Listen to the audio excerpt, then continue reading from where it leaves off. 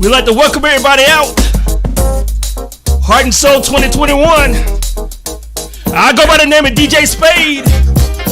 Make sure you hit me up on the Instagram, that Twitter, that Snapchat at DJ Spade. One time for my homegirl Camille. I'll be your entertainment for the evening. Gonna turn up a little bit, man. Get things going. Thank y'all for coming out. Let's go. Where did you go? You're telling me that you love me. But boy, you know that you belong to another girl who loves you. You are so fine, so fine. You blow my mind with the things you do to me. She's not fine, not fine. Hey.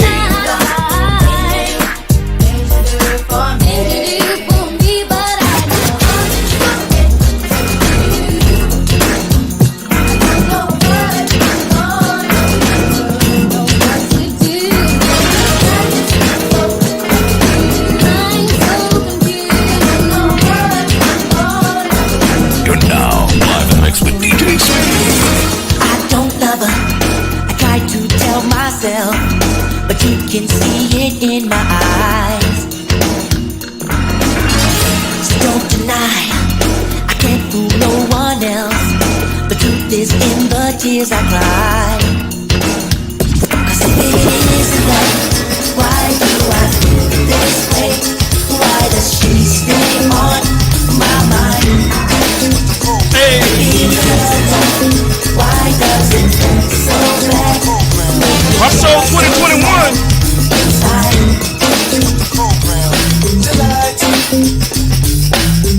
We just grooving. Every day now, I can feel you watching me. I'm a boy, and you've been leaving those love letters on my car every day. So now I wonder why you're so into me, such a way that you got to take your spare time to chase after me. What a shame. Come inside, take off your coat, I'll make you feel at home.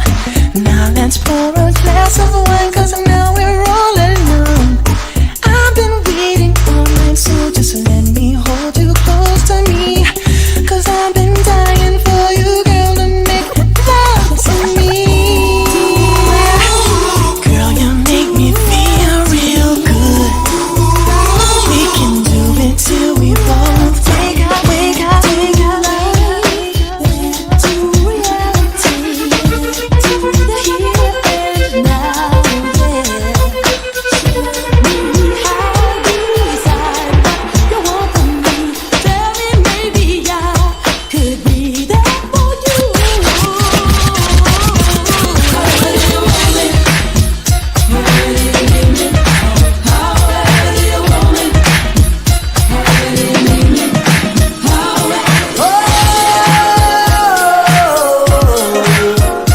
I'm on, yeah.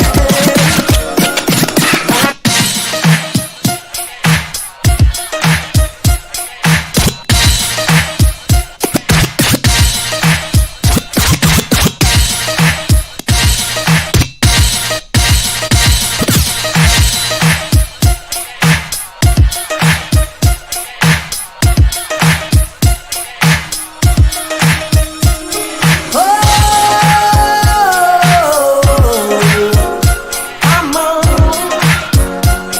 yeah. But I tried to tell you so, but I guess you didn't know. As I said, the story goes, baby, now I got the flow. 'Cause I know it from the start. Baby, when you broke my heart, that I had to come again. I'm sure you that I will. You lied to me. All those times I said that I love you, you lied to me. Yes, I tried. You lied to me. Even though you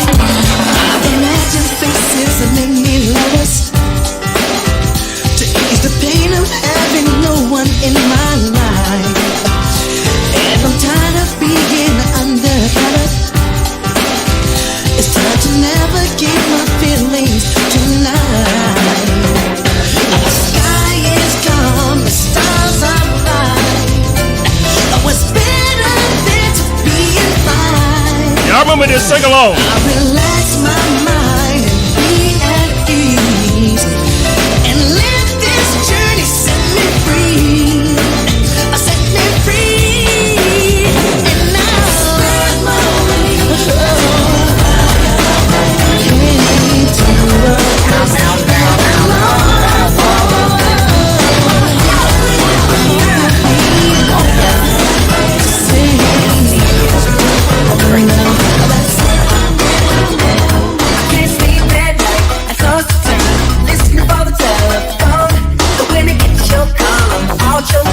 Can't believe you called right home. And as a matter of fact, it blows my mind you would even talk to me. Because a girl like you is like a dream come true, a real life fantasy. No matter what your friends try to tell you, we were made to fall in love. And we will be together in any kind of weather. Strike back, every little step I take, you will be there. Every little step I make.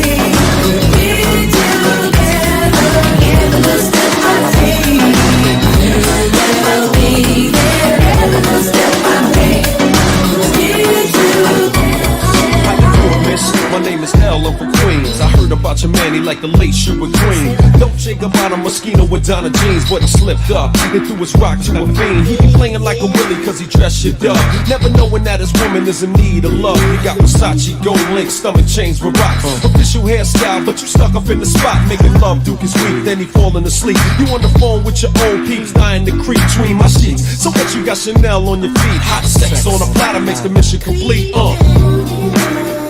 Laugh with you. I do what I gotta do. I wanna laugh with you. I do what I gotta do. I wanna laugh with you. I do what I gotta do. There's a party in the party till it's ran off through and leave it to my crew. It's gon' replay it through. After 3 hours, we gon' blow off this roof. A party in the party till it's ran off through. Now a party in the party till it's ran off through and to my crew, it's gon' replay the proof. After 3 hours, we gon' blow off this roof. A party in the party till it's red on through. Shorty, who you be? Staring at me instantly as I walk into the city. I can feel you digging me with your glass of Remy. You had one too many, but still I'm impressed with your wild out in me. It's a party, and I got to run on through. But maybe later on we can chat over boo. See, I thought you knew. Ain't no delay in what I'm saying. Want me to rewind, select, turn back, track it one way? I said it's a party. I got to run on through. We rolling 20 plus. You can follow if you choose. See, ain't nothing changed since the days of the queue, except the elimination. The one to chew up my crew, yeah, it's you. But true, I got to browse on through. You can catch me at the bar, being shady to my old crew. How I do, make moves like I'm shooting. Catch me on the rebound, maybe at the tunnel. Yo, a party in the party till it's ran off through and leave it to my crew. It's gon' replay it proof. After 3 hours, we gon' blow off this roof. A party in the party till it's ran off through. Now a party in the party till it's ran off through and leave it to my crew. It's gon' replay the proof. After 3 hours, we gon' blow off this roof. A party in the party till it's ran off. Hey, Heart and Soul 2021. We live right now. Tell a friend to tell a friend. One time to my homegirl Camille. I see you, ma. Let's go. Love, oh, that's alright. We'll be there for you morning, noon, and night. But you gotta be good and do it right. Ain't got no time for part-time loving in my life. Where you wanna be loved, hey, that's okay. 'Cause it falls in line right with my sexuality. But you gotta be down, and if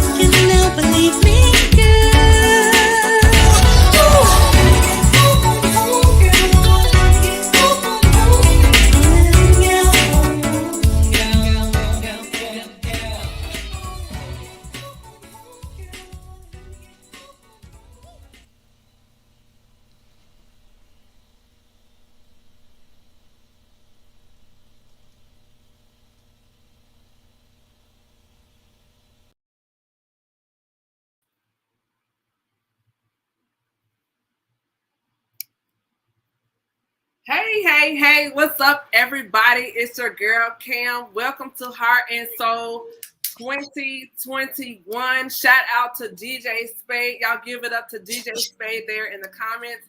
He did his thing. Thank you so much to my sponsors, everyone that is here. Y'all, I'm excited and nervous all at the same time. We are about to have an amazing conversation with these gorgeous brothers. Ladies, take it in. All this melanin, let me do it. So, thank you, everyone, just for joining me tonight. First of all, I cannot do this without you. I really appreciate everyone. I definitely want to shout out my sponsors, Michael Wiley Photography, TMCBA, the Mark Coley Business Academy, Jim Door Nature and Quick Copy Prints, Gracie Ray Beauty, the Wakandia's Experience, Candy's Cocoa Bombs, Chemistry Room Furnishings, Quick Copy Gracie Beauty. Thank you so much for everyone for being here tonight. We want to go ahead and kick off the conversation. I do want to introduce the panel on tonight. So, fellas, if you're not speaking, please mute your mic. That way, everyone doesn't have the feedback, and we can do it one at a time. I'm going to start with Dr. Wayne Woodson. Wayne, go ahead and introduce yourself. Hey everybody, I am Arwayne Woodson. I run a consulting firm that deals with Black nonprofits and higher ed institutions, and I have a foundation, and then I have my media company which does production and events. Glad to be here. Thank you for the invite. Of course. Then we have next up Mark Coley of the Mark Coley Business Academy. Hey, what's going on? It's Mark Coley here. I'm the founder of the Mark Coley Business Academy. We teach entrepreneurs personal development, spiritual development, and business development. It's an honor to be here the second time with Heart and Soul. Thank you. And it's an honor to have you back, my brother. JT, what's up, bro? How you doing? What up? I'm doing phenomenal. How are you? Good. How are you? It's great to see you. Good to see you as well. DJ Spade wanted me to play spades, man. That was wonderful, man. That was good. So yes, I am JT. I am the lead creative of Just Draw Creatives, which is a creative branding agency where we specialize in providing brand strategy and design to startups and small businesses. And I'm also the lead creative for the Church Collection, which is a creative agency that helps out churches be more creative, conscious, and connected to a world that we say that needs Jesus. Huh? Come on. So yes, I'm glad to be here tonight. Thank you, Camille. Somebody just had to be churchy already. What's up? The gentleman is here. Derek D. Ross, what's going on? What's up, family? I am so excited to be back, Camille. I love how you have amplified and elevated this event. So definitely excited to see the growth. My name is Derek D. Ross. I am a brand strategist, publicist, and your thought partner. I am a senior account supervisor with an agency here in Raleigh called Walk West, but I also do my own consulting, branding, and creative strategy for HBCU brands. That's my niche. That's my specialty. And I love what I do in amplifying those voices, those stories in order to create impact and engagement. Yes. And then we have this guy. He's so articulate, so smart. We call him the party guy. Antoine, introduce yourself. First off, thank you for having me, Camille. This is my first year, so I'm excited to be here. My name is Antoine. I'm a licensed psychotherapist. I also own and operate 2 Subway restaurants, and I am the founder of the Aiken Foundation, which is a 501c3 nonprofit foundation. Love it. And then we have, he is the man behind the lens. We have Michael Wiley in the building. Hello, everyone. Thank you, Camille, for inviting me to Heart and Soul this year. It's a privilege to be here. I'm Michael Wiley. I am a portrait photographer here in Atlanta, and I'm also a corporate trainer for different restaurant brands, Krispy Kreme, now HOA brands, which is Hooter and Hoots Wings. So that's me. Thank you. And this man can beat your face with his fingers. The one and only Rico, I call him Rico. Ricondia is here. Good evening, everybody. Camille, thank you so much for having me. Guys, hello, everybody. My name is Ricondius O'Brien, and I am a hairstylist and makeup artist, but I'm also a trauma coach. And I am a consultant as well. So we have a lot to talk about. Awesome. And the man with the plan, my brother all the way representing the West Coast, California. Brandon Harris is here. Brandon, introduce yourself. Yes, ma'am. Hey, everybody. Brandon Harris here. I'm a dual director of sales for Sonesta Hotels down here in Silicon Valley in the South Bay area. So corporate man, also an author. Just do everything I can to use my gifts to make room for me so I can scatter seeds wherever I go. So that's pretty much it for me. Appreciate you for having me.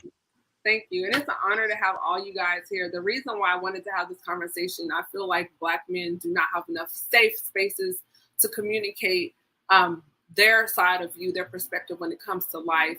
I think it's very important that we have healthy spaces for our brothers as well. A lot of Black women, we have everything. We have each other, kitchens, we have beauty shops, salons, everywhere you go. But where do men, Black men, have to talk? So I open up this platform to our brothers from various industries so we can have some real conversation and give them a space to have a voice to speak. So with that being said, I do want to kick off some conversation. One of the things I want to talk about here, navigating beyond the stereotype. We see so many stereotypes on social media and then through movies and music. So anyone can grab this. What do you feel like Black men should do? First of all, what do you feel like is the stereotype? And then two, how should Black men be able to combat that? And anyone can take that question. I'll start first. At an early age, like right out of college, I was very conscious of how my presence defined people who may have never, been in contact with a Black man before. When I first started my career, I worked at an agency and I was the only Black male. And for me, I was very conscious at an early age of how I show up here will be some people's first experience with a Black man. So how am I carrying myself? How am I showing up? Because their impressions of another Black man may come from how I show up and what they learned from me. And so just for me, is in every room that I go into, I'm just myself, but I also do things in excellence. I show up in excellence. I treat people with respect, and a lot of these things are core values for me, but I'm very conscious of the weight that I carry when it comes to representing Black men in any room that I walk into, right? And so for me, that's how I do it. Like I make sure that when I show up, I'm showing up as me. I'm showing up 100%, but I'm also very conscious of the impact that I leave when I leave the room, right? And for me, that's some of the things that I do. I really like that. That's a really good point. Does anyone else want to jump into that? Absolutely, Camille. I want to give a different side to that because as I've gotten older, I've learned how to bring all of me into the room instead of leaving the parts out that I felt were undesirable. I felt that were uncomfortable for other people. I am learning now to bring all of me into the room and let the people adjust simply because I am simply who I am.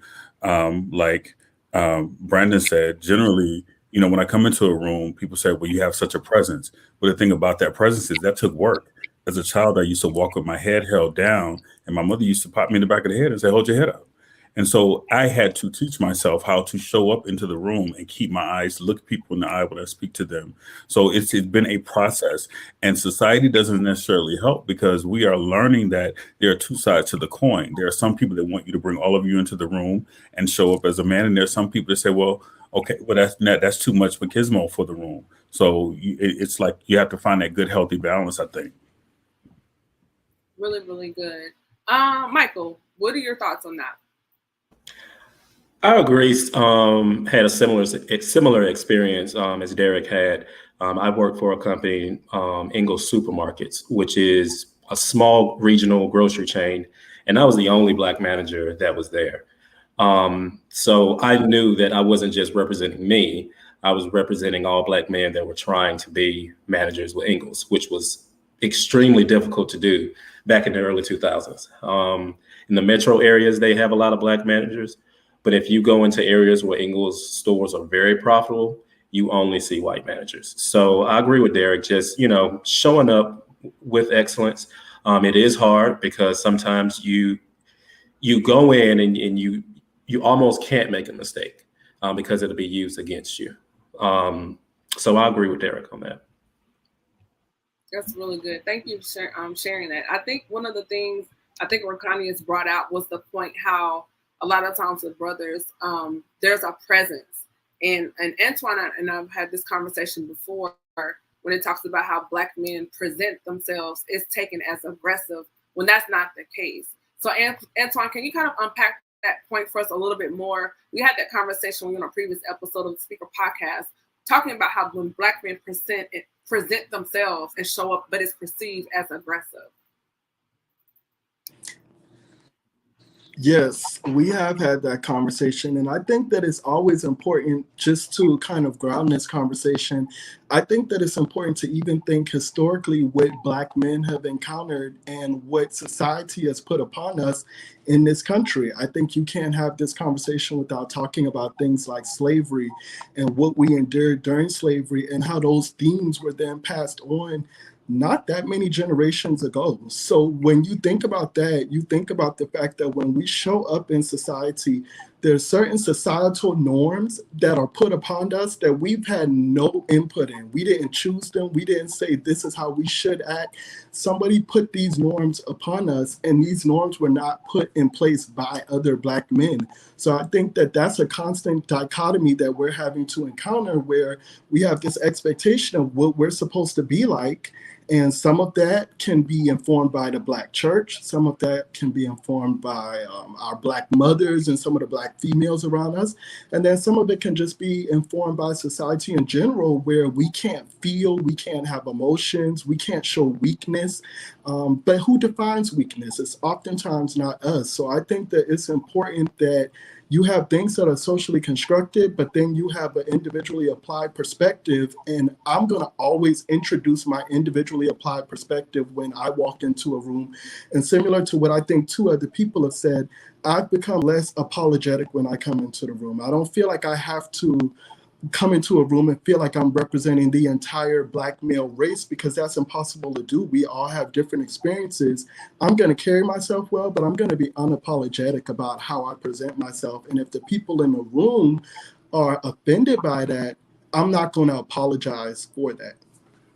That's really good. So with that being said, I want to bounce to Brandon, touching on something Antoine said. So how do you, be in corporate America, how do you navigate beyond the stereotype, Brandon? Yeah, great question. So as she said, I do work in the corporate world as a dual director of sales for a hotel company. The first thing I have to address is, and it's probably going to be coming from a different perspective, is in the Black community, I'm not actually Black, I'm white. Like as one of my poems I wrote, look at me, tell me what you see. Even my own brothers called me a half-breed. Like around them, I'm not even Black enough to be Black. But then in the white corporate America, I'm not white enough to be white. So I find myself, as he said, this duality or this dichotomy to where it's really finding out I have to decide who I'm going to be.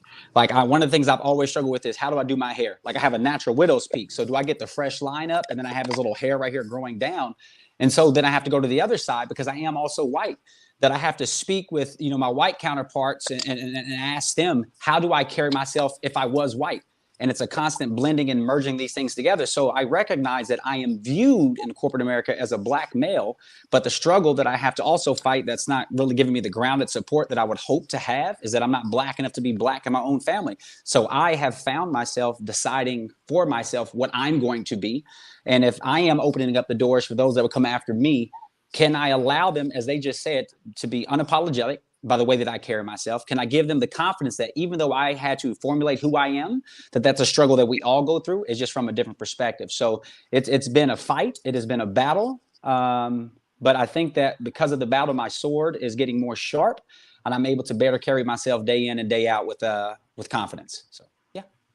Wow, that's deep. And I think that's something that is not discussed too, as far as biracial, multiracial individuals, that complex, whether, not Black enough, not white enough, and how do you just define your own person? So that's definitely another conversation I do want to open up and bring you back for, because I believe that's very important too. Dr. Woodson, what do you feel about what we're talking about as far as navigating beyond the stereotype? Well, so my work, a lot of it is in education. And so I see the impact that society has on our young people starting in elementary school and moving through. And so I know that a lot of what is deemed characteristic of Black males is ingrained in them in middle school. Just like Brandon, you know, I had similar issues. I came from a prominent Black family, so I went to some of the best schools. It wasn't until high school that I even went to a predominantly Black school. And when I got there, I had to battle that why you talk white, why do you act white? I did not have a point of reference for what they deemed appropriate. It wasn't until I went to Morehouse for undergrad that I even saw Black males beyond my family that were really successful. So growing up in Detroit, that's not what we saw.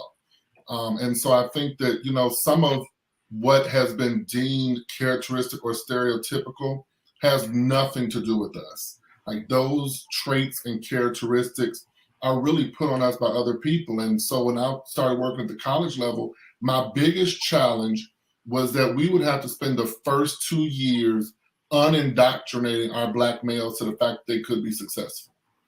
And so I think that we really need to consider even the damage that our own culture has on our Black males. You know, I was told, while you're in Detroit, you'll either end up in jail or dead before you're 21. And so the whole time I was growing up, that was what was in my head, not let's be successful, not let's start our own company, not let's be a vice president of a college. So I think that even in our own culture, we need to have some real discussions about how we are impacting our young males, even at that middle school, in that like 7, 8, 9, 10, 11, 12 range. That's really good. I think there's so many things here that we're going to unpack tonight. First of all, thank you, gentlemen, for joining me. And I appreciate your transparency and your honesty during this conversation. For those, if you're just tuning in, please like, share, and comment. Let someone know we're here. We're having a roundtable discussion with Black men that are the next generation of leaders, creators, and innovators in the industry. We're discussing topics that are impacting our culture and our community. So please drop a heart comment in the comments below. Share this.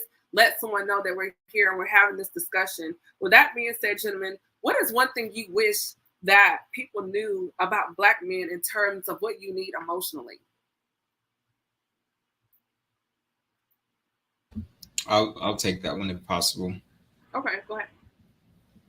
I would say validation is often missed with Black men. I feel as if, kind of based on the conversation that we just had prior to that, it's almost like a thing within our community that if you validate a Black man, I'm not talking about a kid, because, you know, we do that with kids, but as you begin to mature, you'll find that a lot of that validation starts to just kind of dwindle away, and you're not told as much that you're handsome.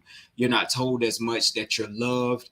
The hugs stop after you are, after a certain age. The affection stops. The validation, son, I'm proud of you.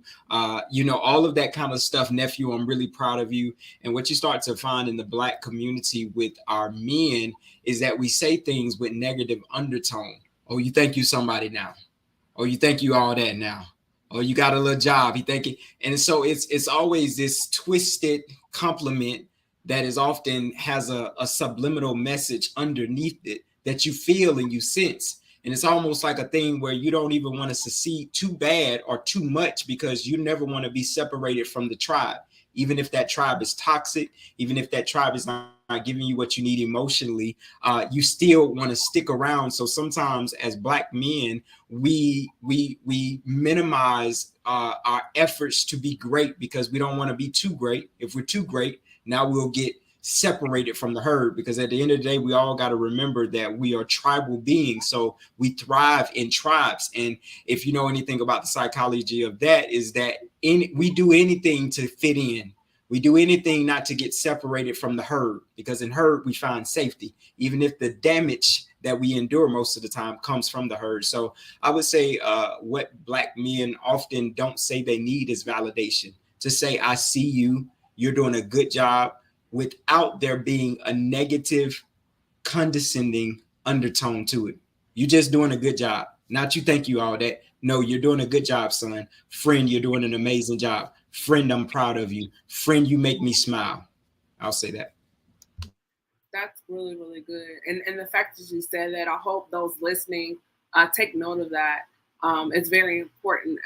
And just me as a Black woman, I think Black men, from the time you step out of the door, there's a target on your back. You're driving down the street. It doesn't matter if you're driving a Benz, a Beamer, a Hummer. You're a Black man in a certain neighborhood. So immediately there's a target on your back. If you show up and present a certain way, you're being aggressive.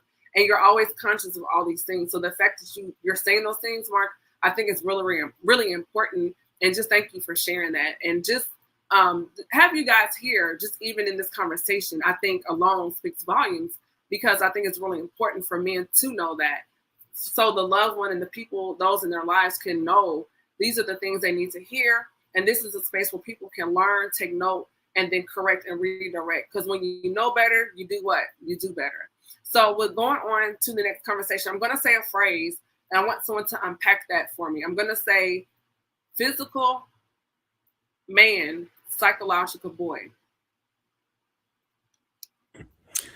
Okay. So this is going to marry to what Mark said about validation. You're a physical man, but you're a psychological boy because you were never validated as a child, or your validation came few and far between. And so when you grow up and you're a physical man and you're literally waiting for someone to acknowledge the little boy, or to at least acknowledge that you have now transitioned into a man, that child or that little person is still waiting. So you're not aware of it until it literally becomes a thing. And so literally when you are thinking physical man, psychological boy, that child still has to be validated. You as a man, I as a man have had to go back and tell little me, hey, you're good. Nobody's coming to save you. Dry your eyes, lift up your head, put your shoulders back, and let's do this. And that's still a constant thing. And whether we want to acknowledge it or not, that literally is one of the things that is a shackle around a man's ankles, because that man seeks validation from wherever he can get it from, whether it be a spouse, whether it be a woman, whether it be a man, whether they are literally looking for someone to acknowledge that broken space that was never acknowledged as a child. Thank you. JT, Can I? what are your Oh, thoughts I'm on sorry.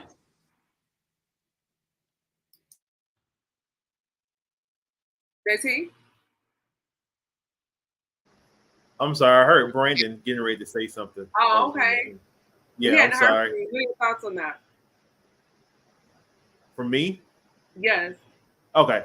I agree with what he just said. And I do say when those moments come, I'm always the one to say, what's the root?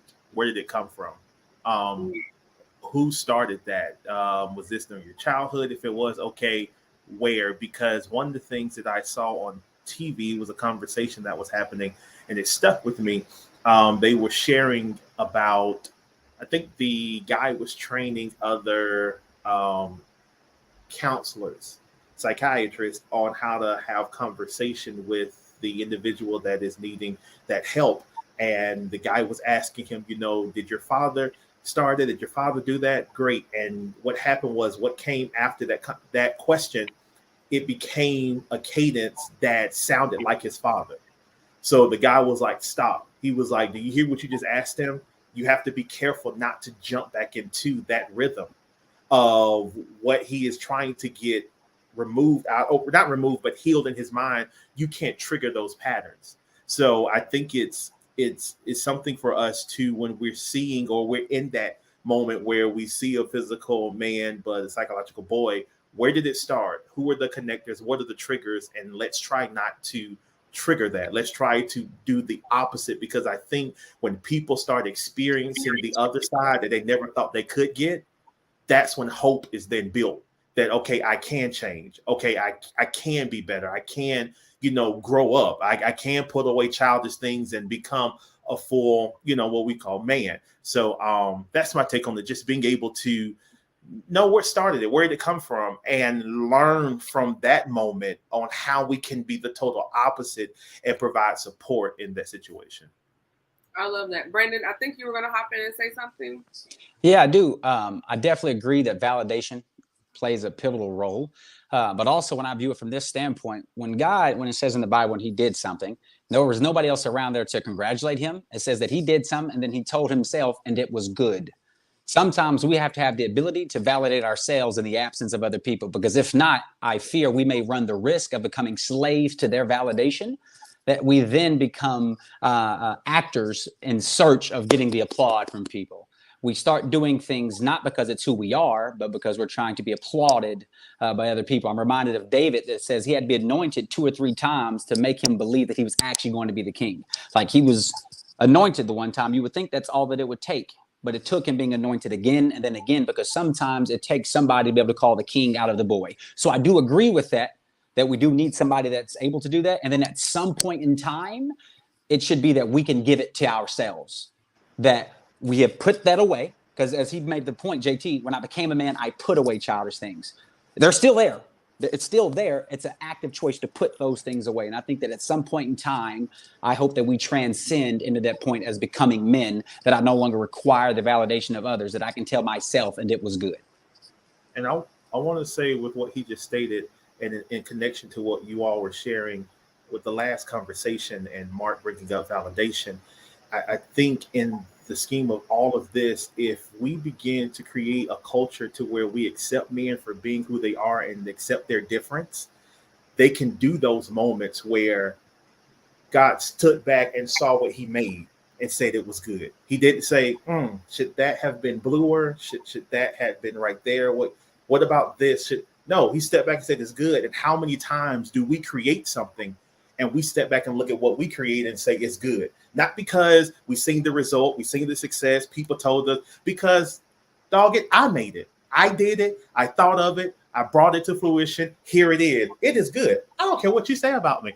I know it's good for me. It may not give the results that some may think, but I'm okay with that. And I think if we build that culture to where we are validating and accepting men for being different, for thinking their way, for saying, okay, instead of saying, I think I would have did it that way, saying, that's dope. I like that. That's a way I didn't think about. Let's try that. Let's do that. I think we'll begin to build a culture to where it's common to accept the difference. Because I think a lot of this is connected with us not owning our difference and being okay that I am different, that I am a different color. Yeah, I may have the same name, but I'm okay with that. And I may talk differently. I may look different. My hair may be better because I think I got the best hair on here. Right. So I'm not shaded with anybody, but in the scheme of all of it, I think with what we've been saying and with what Brandon just stated, just creating that culture to where I'm okay with you being different from me.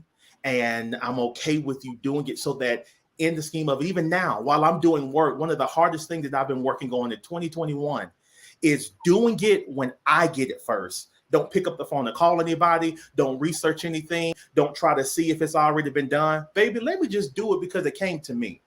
Do I have enough energy in myself to trust the ideas that are coming to me, put it together, and then go research it? Why? Because I want to find out, is anyone doing it, or can I find confirmation instead of allowing myself to jump and find it and then minimize what I've done because that looks complete. So let me start doing that. So, yeah. I just want to add one thing completely on when I hear that statement, I think about it differently. And I think about just mental health just in general. And the fact that when we are young, we are really taught that emotions are not healthy, that men don't show their emotions, that is not what men do. And so what we really do when our Black males become men, we create like this pressure cooker where we don't, many of us know how to manage our emotions, how to express ourselves effectively. We are discouraged from ever seeing counselors. And so I think that some of what we see with this physically a man, mentally a boy, is an inability to just manage the realities of adulthood. I have a lot of young males I mentor across the country. And the first thing I have to get them to do is release some of these emotional issues and some of this baggage that many of them have carried with them most of their lives. So when I think about that, I just think about the fact that we really as a community need to do a better job of mental health work with our young males So when they get there, we don't have this pressure cooker. And I'm speaking from experience because I was the same way.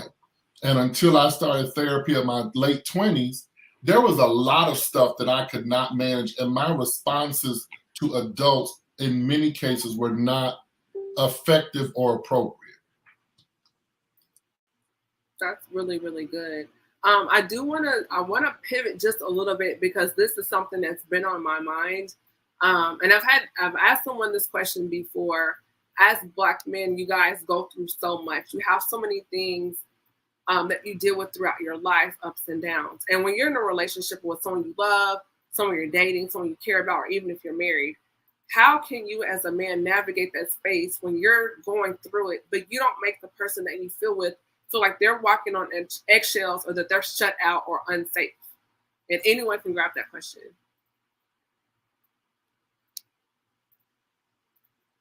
Can you repeat the question?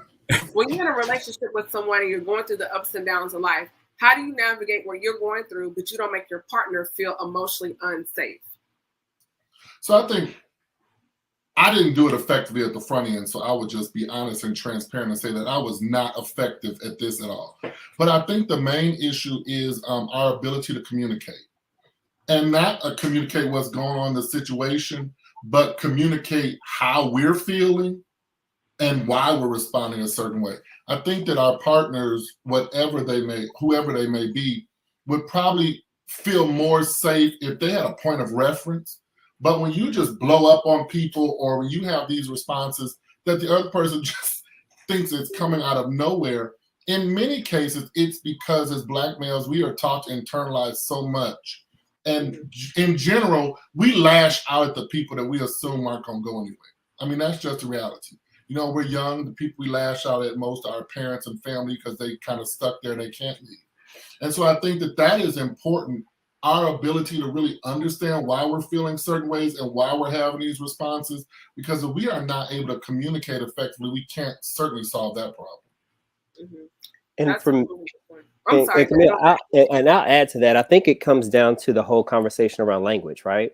Because for me, you know, early on, it was frustrating because I didn't have the language or the words to describe how I was feeling. So the frustration of not being able to clearly communicate how I was feeling to a loved one or somebody about the situation, and then me trying to explain it with them not getting it, just made the frustration a little bit more. And I think we see that a lot, not only present day as we continue to evolve as Black men, but then also in the younger generation, it's language. Even to go back to what Mark was saying, like, I can say, JT, yo, your hair looks fly now because I've done the work to get to the point where I can compliment another Black man and not make myself feel like, oh shoot, like I need to add some extra jargon to that, or like a little negative connotation, so it doesn't seem like, you know what I'm saying, like I'm being, you know, whatever the conversation or the word people want to use. Like I can give another brother a comment, yo man, you look dope, you're handsome, man, and not feel a certain way because I've done the work. And I think if we can start to create the spaces where with our younger folks, which I didn't have this when I was younger, because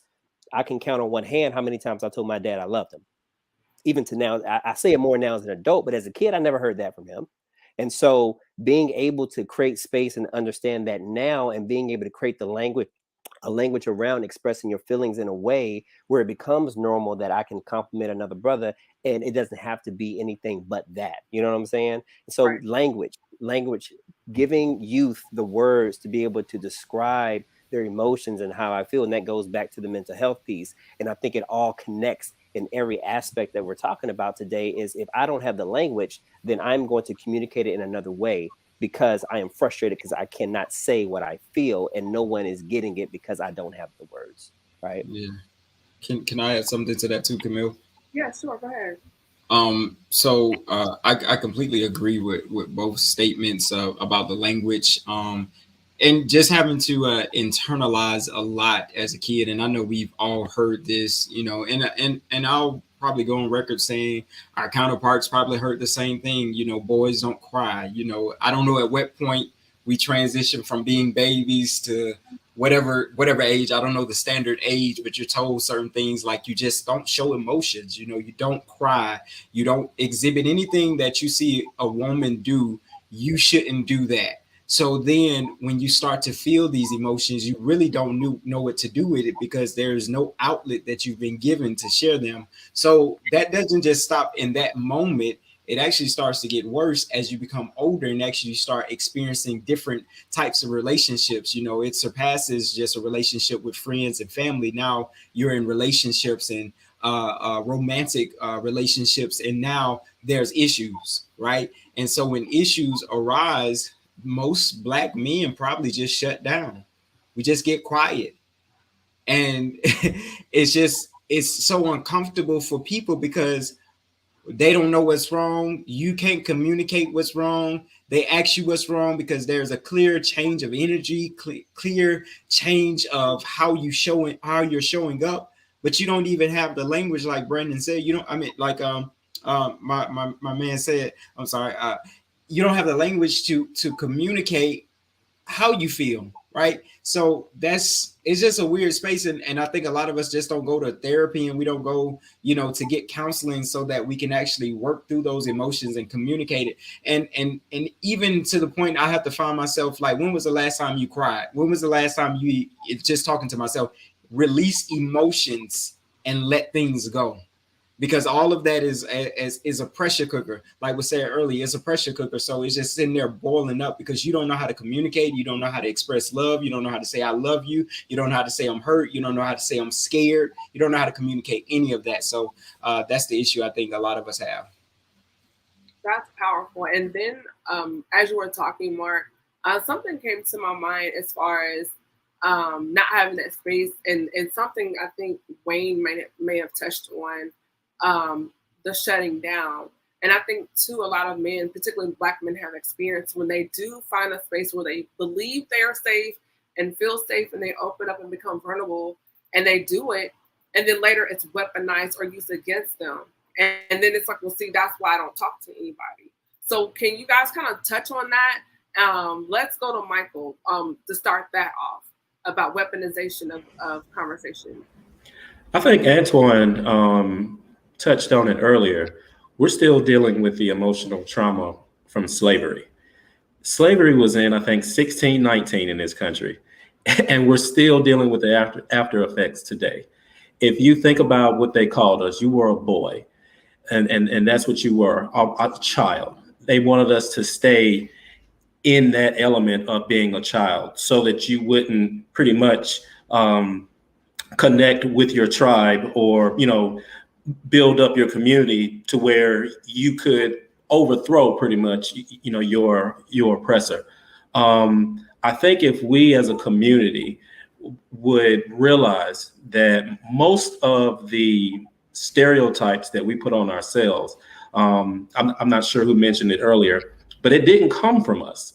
And we should stop using stereotypes on ourselves that are from other races that demonize us, that suppresses our feelings. Because I do understand, like during that slavery period, no, you couldn't show any emotion. That would have been used against you. Times are a little bit better. So it's okay to cry. It's okay to let your child know, hey, I love you. Telling someone that you love them is not a weakness. It's a strength. So I think if more of us realize that we're still dealing with the emotional trauma of slavery, I think we can start to address not all, but most of the issues, mental health issues that Black men have today. That's really good. As he was talking, Antoine, I saw your face, and you were just like,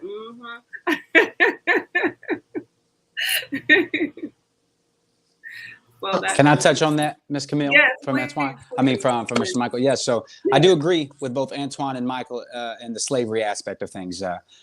My great grandmother raised my mom, and she's the daughter of somebody that just come from being slaves. I'm from Oklahoma. So when you think about the generations of this, I'm only 3 or 4 generations removed from somebody that has a direct relationship with slavery. But I'm reminded of somebody when I think about Martin Luther King and Moses, when I make the comparison of them, as Moses was freeing the slaves, it says that the slaves groaned against him and said, we were better off as slaves. This lets me know that there is a mindset out there that some people actually like where they are. And I can back it up with this scripture. When Jesus asked the man by the pool, will you be made whole?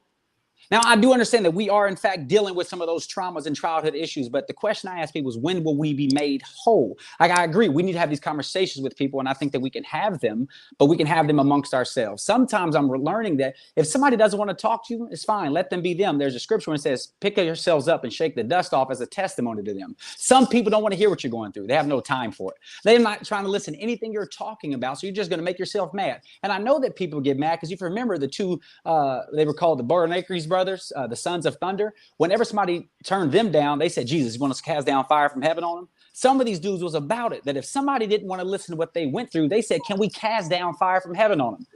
You just don't want. What I'm learning in my life to recognize, this may not apply for everybody, is that at some point in our time, we have to acknowledge what it is. Yes, we were slaves, but there's some parts of that culture that we hold on to because we feel it's safer for us. It's best for us, as somebody else said earlier. So I asked then, when people say that I'm African American, I don't care for the term at all, because I don't feel African, because I have no ties to my culture, my heritage, my name. I don't have any of that. And I don't feel American because I don't get a chance to fully enjoy the rights and liberties that this country claims to offer us. So it seems as we have to decide who we're going to be. We have to decide what our culture is going to be and start from here. As Joshua said, I don't give a damn what y'all do anymore. Me and my house going to serve the Lord. There has to come a point in time where we recognize where we come from, and then we have to trust God that He's going to get us through where we need to be. And we have to make a stand and say, I'm not going to go and conform to the comings and goings of the world. I'm going to be ye transformed by the renewing of my mind and decide who I'm going to be. I just wanted to make sure that I said that to the slavery piece. I fully agree with what Brandon's saying. I think the challenge is we're not honest in our community. We shield a lot of stuff. We pretend like everything's okay. And I think that exactly some of what he's saying is critical. First of all, we were not slaves. We were enslaved kings and queens from another country. And that's a big distinction when you're trying to shift people's mindsets. Because we need to realize that, even what Brandon said, before that, we already had an identity. And somewhere in our culture, there's been this disconnect that our people just started in the 1600s. And that's completely inaccurate. My great-grand uncle Carl G. Woodson said that we can't advance if we keep relying on the people who are enslaving us to do stuff for us. And that's a critical component. We're not going to be able to do this work effectively if we don't take some ownership of managing our own stuff. People have lots to say about Islamic people and Jewish people, but if you go in those communities, those grocery stores are owned by their people. The businesses are owned by their people. If there are needs, they build their own community centers. I will never forget when I was an undergrad, they had put this picture of Brandy up over by the Muslim supermarket. When we came back the next day, they had spray painted a whole veil on her and covered her face. Now, at the time, I was like, this is extra, but no, this is our community and these are our standards. And if you're going to be in here doing stuff, then you're going to adhere to our standards. We are not going to conform to yours. And I think that's the challenge. And sometimes our leaders get in these leadership positions and they forget where they came from. And they don't really focus on us anymore. They focus on whoever they think is going to do the most for them. And that's an ineffective way of moving forward. And we can't do the work Brandon's referencing if we don't have some honest conversations about the stuff that's going on. That's really, really good. Camille, I wanted to make a point really quick. Okay.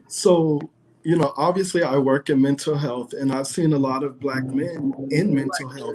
And I think that one of the distinctions that I always like to make when I first start working with a Black male that, let's say, has presented to me, is that mental health is an organic process. That means there's some kind of chemical imbalance. There's something going on that is causing functional and occupational distress.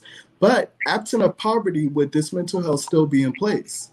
Absent of trauma, would this mental health still be in place? So I think that it's important. While there's definitely people that have just organic mental health issues, and there's a whole genetic component to it and a whole biological component to it. I think that it's also important to acknowledge that there are certain systems that are put in place that cause mental health to be a higher propensity on.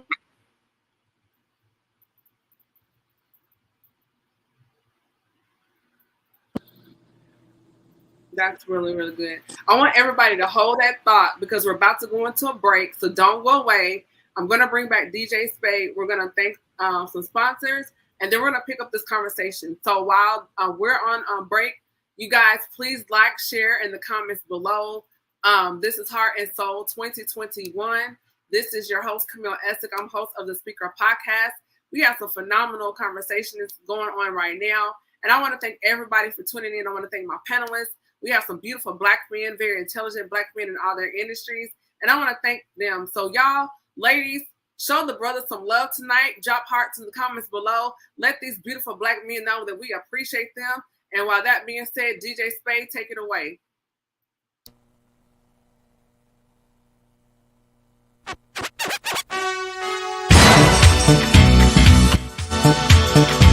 Hey, yeah, we back at it, Heart and Soul. I'd like to appreciate everybody coming out. Let's go. Oh.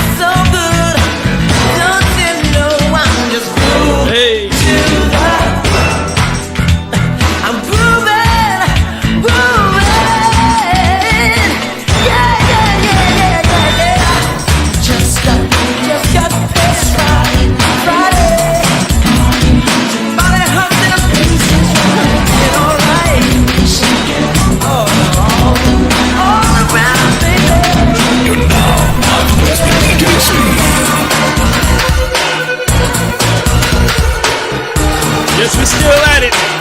Heart and Soul. Great conversation. Let's go. What you've been missing in a man, I can survive. Your wish is my command. I work hard to feel the needs, give you a lesson on what it is to feel good, baby. Get undressed and slip on this road. Legs on, just sit back with rather this thought.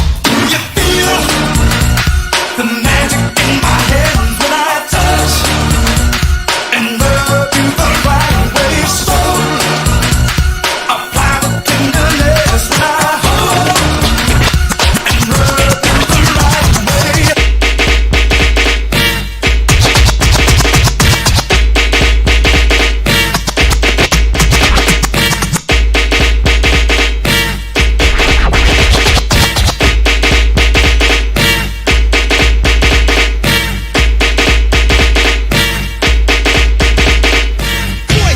Yeah, Spider-Man and freezing full effect. You ready, Ron? I'm ready. You ready, Dave? I'm ready, Slick. Are you? Oh yeah, take it down. Yeah, I know you're singing it. Girl, I say what? Must warn you. I sense something strange in my mind. Yo, situation is serious. Let's cure it 'cause we're running out of time. It's all so relationships they seem from the start. It's also when love is not together from the heart. Check it out.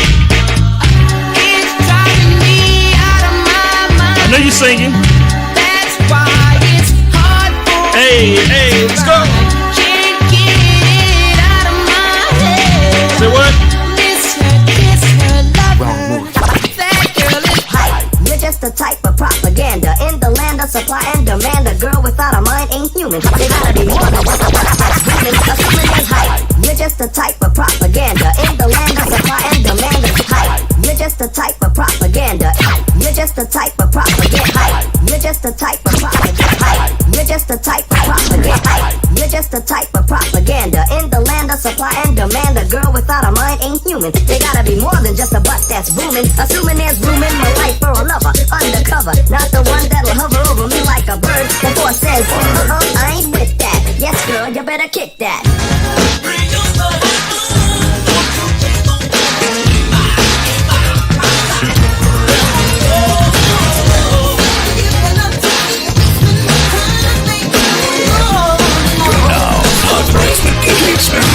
Everybody's talking all this stuff about me. Now, just let me live. Permission, make my own decisions. That's my prerogative. They say I'm crazy, I really don't care. That's my prerogative. They say I'm nasty, but I don't give a damn. Getting girls is how I live. Some ask me questions, why am I so real? But they don't understand me, or really don't know the deal about a brother trying hard to make it right. Not long ago, before I win this fight, Everybody's talking all this stuff about me. Why don't they just let me live? tell me why. Permission, make my own decisions. That's my prerogative. It's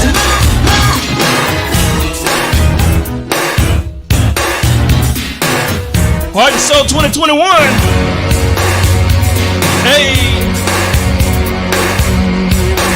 let's go.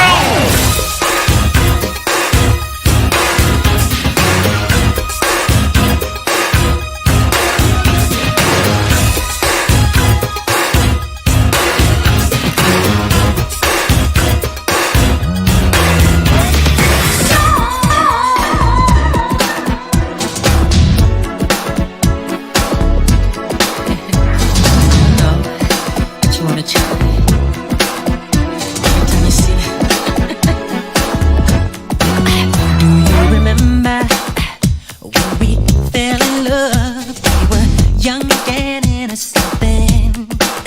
Do you remember how it all began? It just seemed like heaven, so I did it.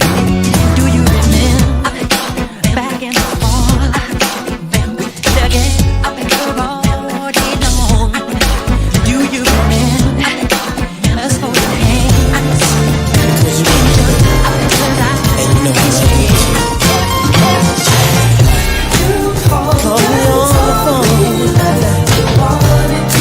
you put on, but it seems that you don't want to leave me.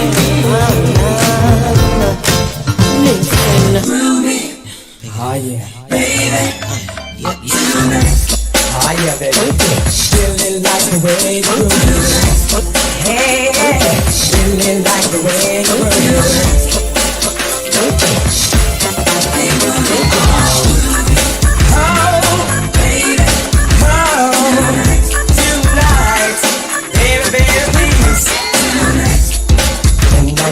Home tonight, and it's gonna be alright. We're just you and I, and let's make it nice. Hey girl,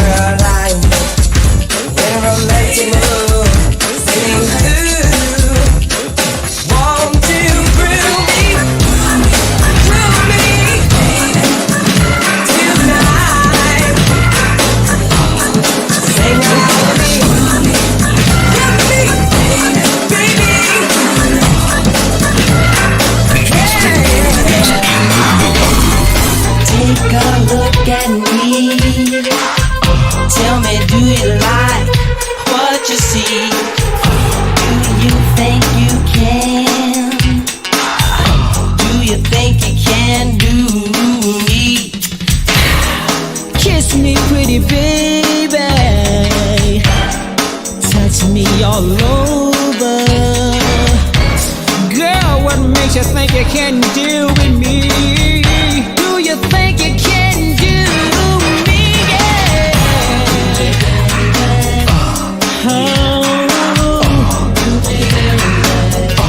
Do you think you can do me? You got to live and learn. You got to live and learn. Before your bridges burn. You got to live and learn. Here's a little story about life. Everybody that lives surely dies. A lot of people ask the questions why. Some people have to go through so much more before they really learn about life's score. The subject is not to be ignored. Kick it to 'em, Joe. I don't wanna be the one to tell you how it's gotta be. Hey, heart and soul. Living is the only way you're ever really gonna see. You got to live and learn. You got to live and learn. Before your bridges burn. You got to live and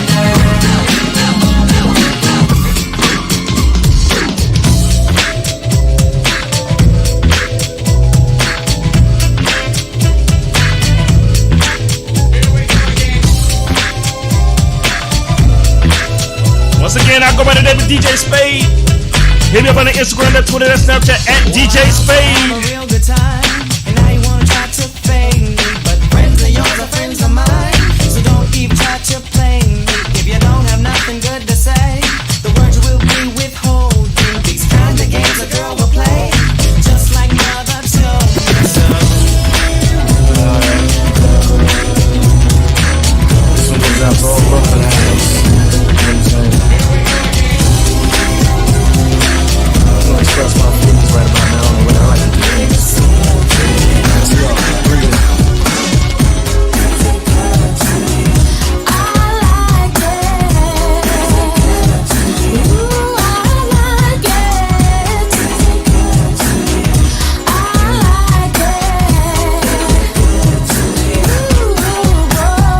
How would you feel if I rubbed you down? Made your head spin like a merry-go-round. Take control like Charles in charge. I really can't wait, let's stay in the garage. Oops, let me run upstairs and get the whipped cream. Can't have ice cream without whipped cream. Plus an ice cube to make you swing. My main man did it, ain't do the right thing.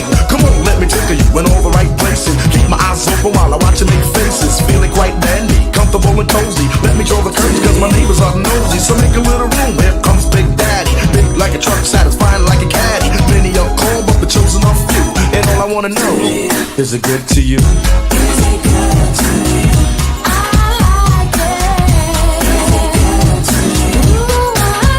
it good to you?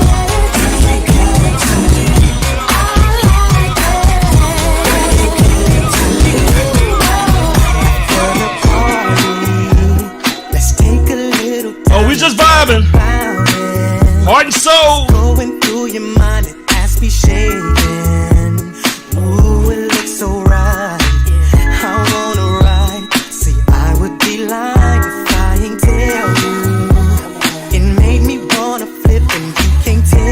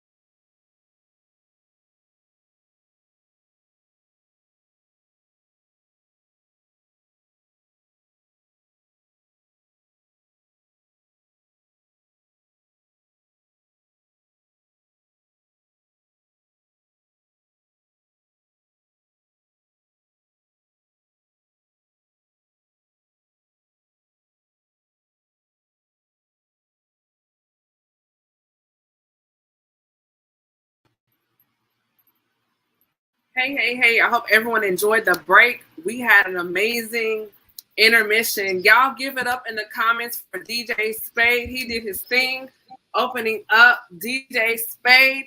Go follow him right now on Instagram right now. He'll be back tomorrow night, part 2. Tomorrow night is ladies' night. The ladies are going to be here with me to join me, and DJ Spade will be back tomorrow night at 7:30 to kick everything off. So continue to drop your comments, hearts in the below. Like, comment, share. This is Camille Essex. I'm your host, your friend, your sister, your cousin, your girl. This is Heart and Soul 2021. Somebody is turned up. Okay. Y'all still want to party? Sorry. And I want to thank everyone here just for joining me tonight. So with that being said, we're continuing our roundtable discussion for about another 15 more minutes. We're going to wrap it up around 8 o'clock. But I wanted to continue the conversation. Right now, we are discussing just some things that Black men deal with their mental health and with social. Mark said he's still partying. I thought Anton was the party guy. I guess not. But I want to thank everyone here for joining me. So with that being said, I do want to continue with our conversation as far as how do you feel safe? What do you feel like you need as a Black man to feel safe? Well, Camille, I'm going to start off with that one because I want to finish a thought from that last conversation. We have to unlearn some of this behavior, and that's really the truth. Actually, Brandon said it best. And I may get nailed to the cross for this, but I wasn't born a slave. Yes, I know about the slave history. I don't even watch slave movies because I don't want that imagery in my mind.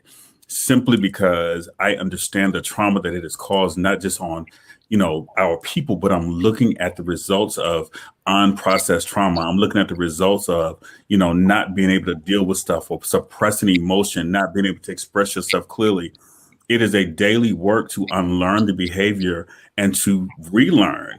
Even if we can look at ministry, we can look at workplace, we can look at so many societal norms now that have even social media that have literally ingrained in us that there's another way that's better than yours. And so we have to really unlearn some of that behavior and relearn how to show up in not just the marketplace, but even in our home and our relationships in an effort to feel safe. The safety is not just it's in finding the right person to hear you. It's in feeling safe within yourself that, okay, I am not well, or I don't feel good enough. I'm not showing up as myself. How do I change that narrative? How do I fix that? And the thing about that is once you feel safe enough to own the fact that there's something is different or something is off, then you can show up in other areas of your life fully and wholly and know that it literally you're okay to not be okay. That's really good. Can you say that one more time so people can really grab that statement you just said? The whole statement? No, it's about being okay with not being okay. We have to really unlearn some of the bad behavior, the things that have become societal norms, to know that in order for us to fully show up, that it's okay to not be okay. It's okay to own the fact that, today I don't feel authentically like myself. Today I don't feel like, that I have the capacity to be able to deal with a lot of that. And that's really the root of it. As someone said earlier, to get to the root of a thing, we have to own the fact that, sometimes you don't have the capacity. Sometimes life in and of itself has happened and you're steadily pushing through. We're taught that we have to keep trudging through. And sometimes it's just safe to go to a corner and stand still and be still and figure out what it is that's missing. What do I need? And then you can actually communicate. I have learned something that is a powerful tool for me. You can ask me a question. I'm going to pause before I answer you.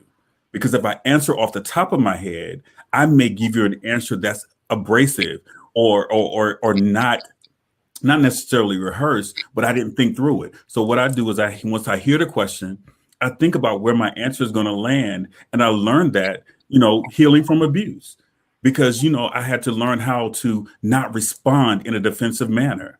So what I do, I listen and I hear where the question is coming from. And then I decide, how do you answer the question effectively so that you're heard effectively?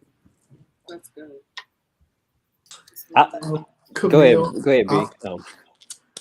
oh, I was just gonna say, for me, safety is an emotional word for me. So I don't, in general, I don't fear my physical safety as much as I do my emotional safety. So when I go into a space, I have to feel safe, and I have to feel safe to be exactly who I am and to not feel like I have to apologize. Or I think that Mark mentioned it, that I don't have to dim down who I am.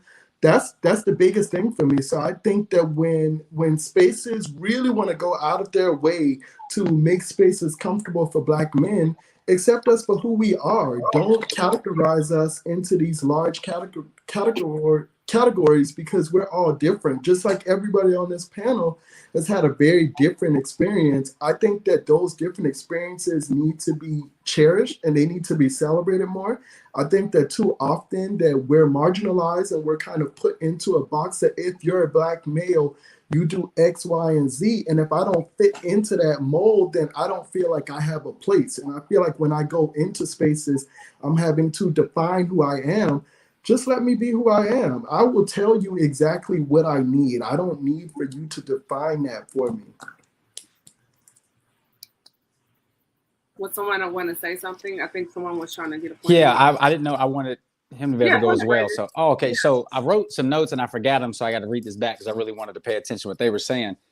I paid attention to a theme. It seems like what I'm getting from this is that when we become strong as Black men, the world becomes victims. Let me explain. That's the thought that came to my mind, is that when you think about our history, just from the standpoint of the last 60 years, we once were victims. And if you fast forward that, we became volunteers. And I say this because 50s and 60s, they were marching, getting beat up and shot to get the right to vote. And people now have this right to say, oh, I don't care to vote because I don't have to do that. It doesn't work anyway. But somebody at one point actually believed in what they fought for, and then somebody got it and didn't take advantage of that thing. And the reason I bring this up is because the second part is now as Black men start to become strong and find their sense of who they are, it seems like the rest of the world is now changing their identity because it's become a hustle to be a victim. It's like now people are saying, well, you could tell somebody the trauma you went through, and then they'll compete with you to figure out who went through the most trauma. So then you can't even talk about getting better because misery loves company. And that's the thought that came to my mind. And I think it's because when he just said we were marginalized, I think it's because we don't own anything. So my last thing I was going to say is we have to start taking control of what we make. There was a report that says we African Americans have about $3.2 trillion that we come to, but we're consumers.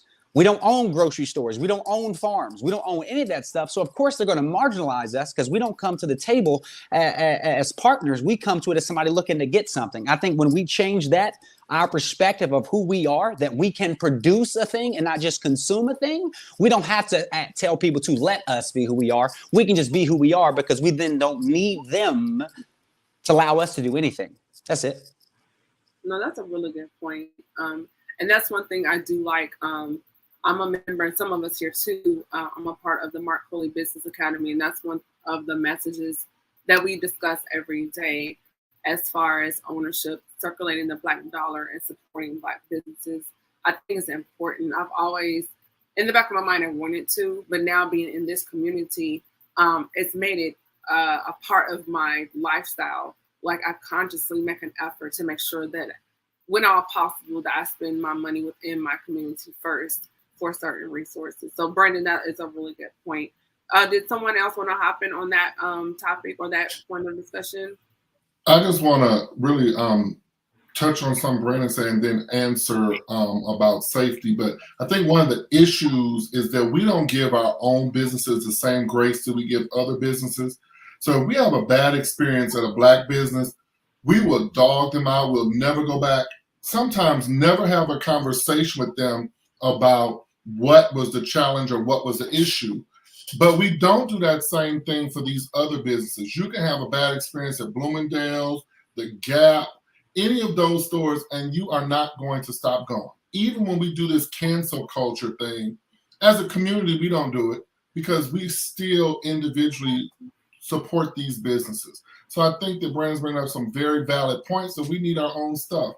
And then, which is probably not the prevailing belief, but in terms of safety, I think the reality is the moment I tend to become safe, then something crazy happens generally in this country. So I was feeling kind of safe early part of this century, and now we're just getting gunned down in the streets, and then people are just like, it is what it is, and we are becoming desensitized to our own need for safety.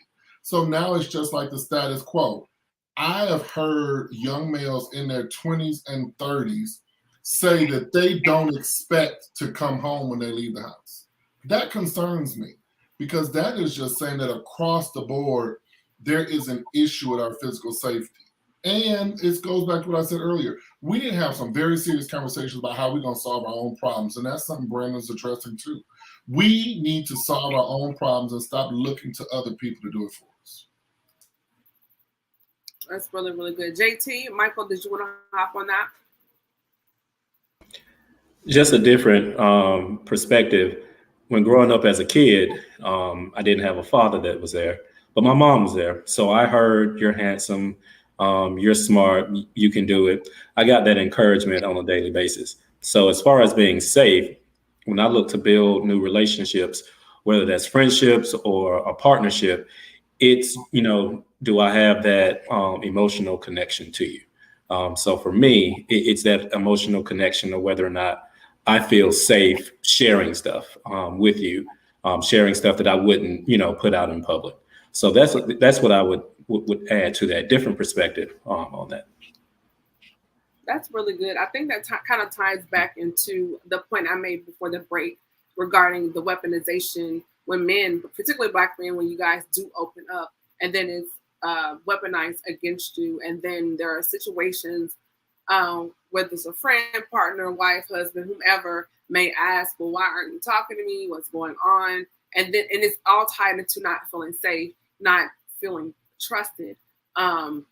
So I think it's very important, that we talk here openly so people can kind of hear. And sometimes people don't see themselves. So one of the reasons why I wanted to have this platform for all of us as a community to see that despite what society says about Black men, you guys are very smart, very intelligent. You have feelings, you have thoughts. But about all and anything else, you're human, period. And I think because we see these stereotypes, a lot of times within our community, people forget the humanity when you're looking at a Black man.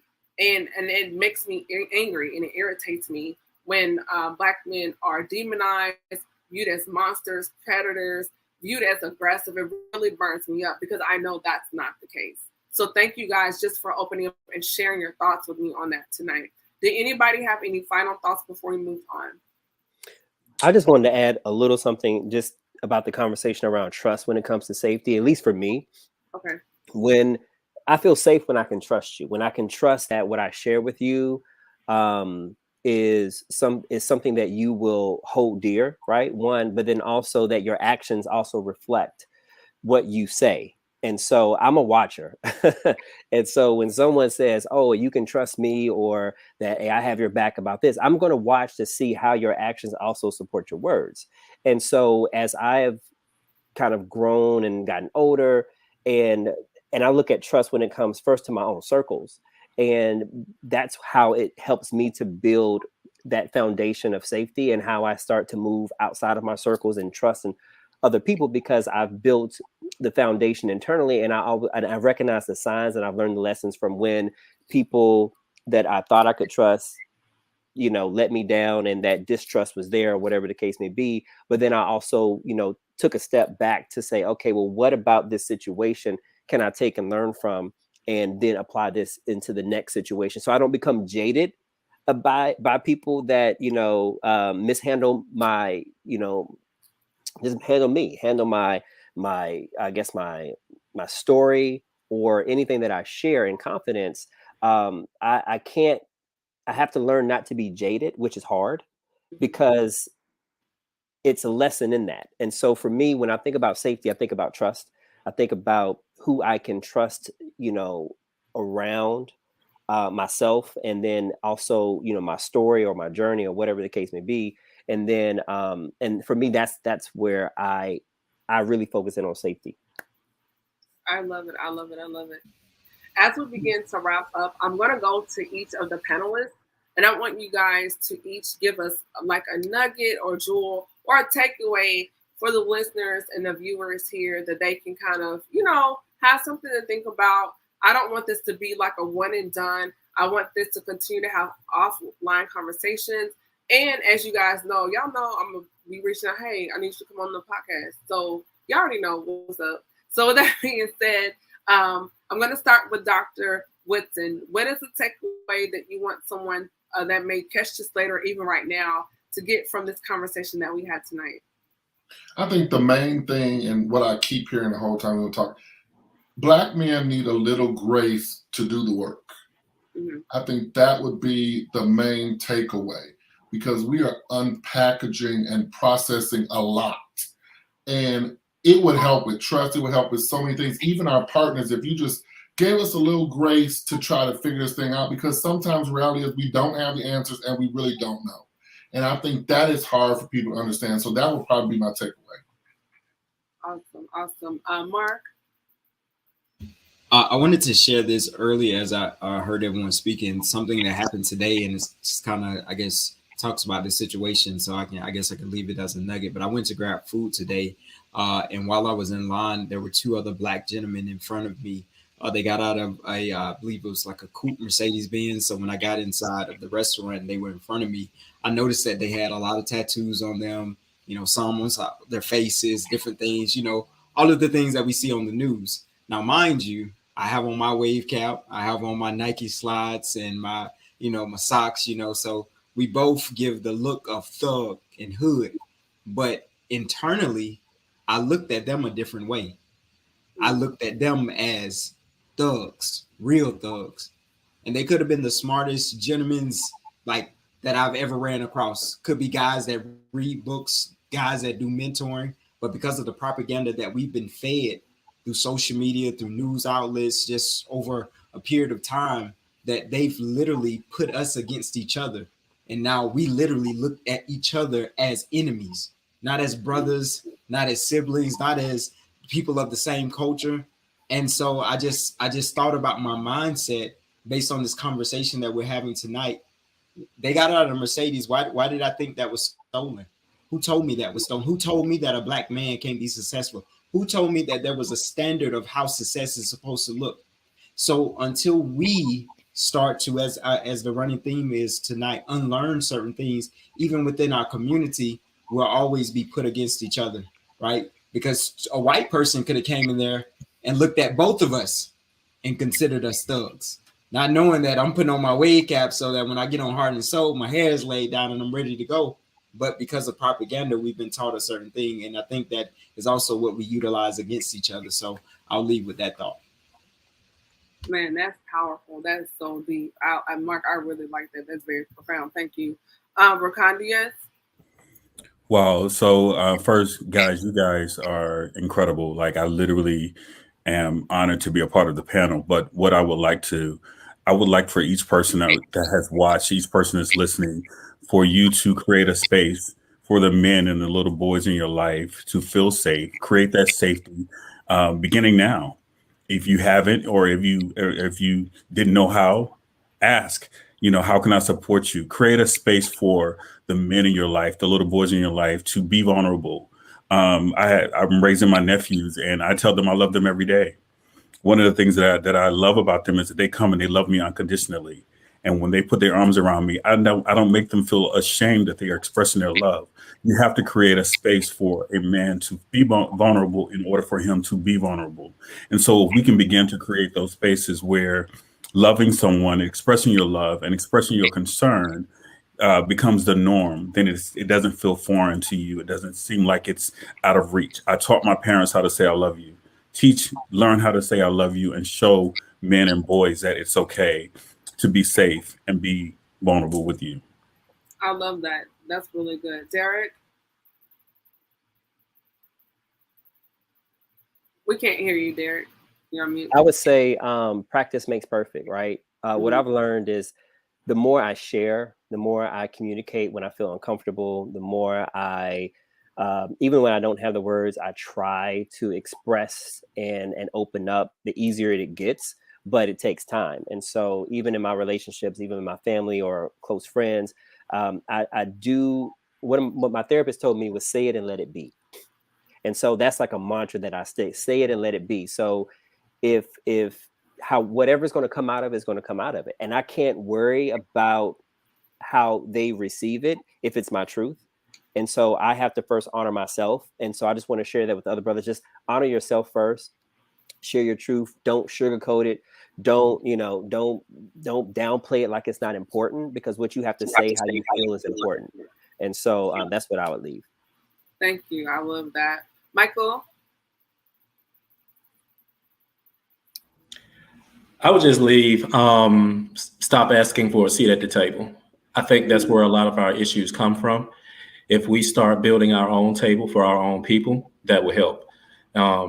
Arwayne touched on it extremely well, that a lot of our problems and a lot of our mental health issues would come from us building our own, because a lot of us do pretend to be people that we're not when we're in certain environments. And when you suppress yourself long enough, that causes problems mentally. So I think if we would stop asking for a seat at the table and start building our own, we could achieve a lot of these problems. Wow, I like that. That's really deep and profound as well. JT.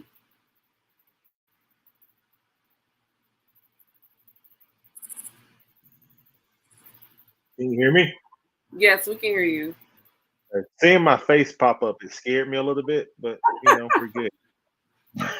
We're good. It's beautiful. So what I would leave is, it's a saying that I've been saying for a couple of years, is don't allow your past experiences to hinder your future expectation.